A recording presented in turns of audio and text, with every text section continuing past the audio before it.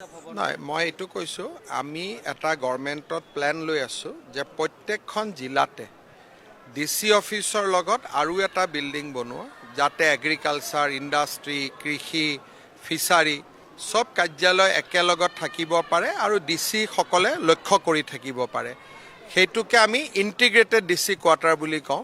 কামৰূপ জিলাটো আমি নিশ্চিতভাৱে তেনেকুৱা এটা প্ৰচেষ্টা আৰু ওচৰে বিৰুবাৰী জোনাকপুৰ তাতে কমল বৰ্মা নামৰ মানুহজনৰ ঘৰত ডিজেপি অফিচত কৰ্মৰত তেখেতৰ ঘৰত মই কাম কৰি আছিলোঁ 2 বছৰে কাম কৰাত তেখেতে এটা ছ'চাইটি খুলিছিল তেওঁৰ পত্নী পুতুল বৰ্মা ছ'চাইটিটো খেলাত 1 বছৰ আমাক ঠিকেই মোক পইচা দিলে নেক্সট বছৰত ক'লে যে আৰু কোনোবাই ছ'চাইটি খেলে নেকি জনাবি মই মোৰ কেম্পাছতে থকা এই বাইদেউ আৰু এগৰাকী তেখেত আহিব পৰা নাই আজি কাম কৰে কাৰণে তেখেতক লৈ গ'লোঁ আমাৰ 2026 জানুৱাৰী মাহত পইচাখিনি পাব লগা আছিল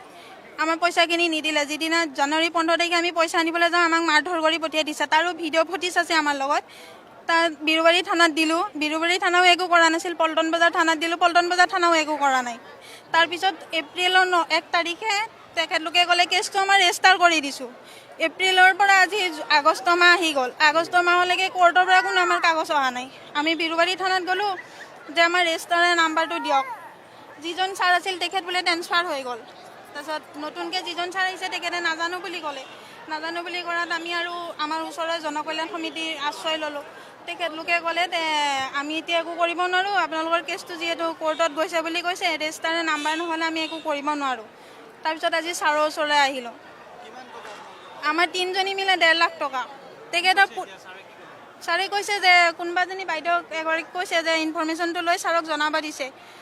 তেখেতলোকে শুনিব ছাৰে একেটো হেৰি পুতুল বৰ্মা তেওঁ হাজবেণ্ডৰ নাম কমল বৰ্মা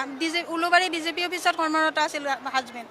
তেখেতৰ পুলিচ কাৰণে আমাক কোনো একোৱেই নকৰে আজি আমি 5-8 মাহ হৈ গ'ল জানুৱাৰী মাহৰ পৰা ঘূৰি আছোঁ ডিজিপি অফিচত আমি ডিচি অফিচতো গৈছোঁ বহুত জেগাত ঘূৰিছোঁ আমি পইচা কিনি কাৰণে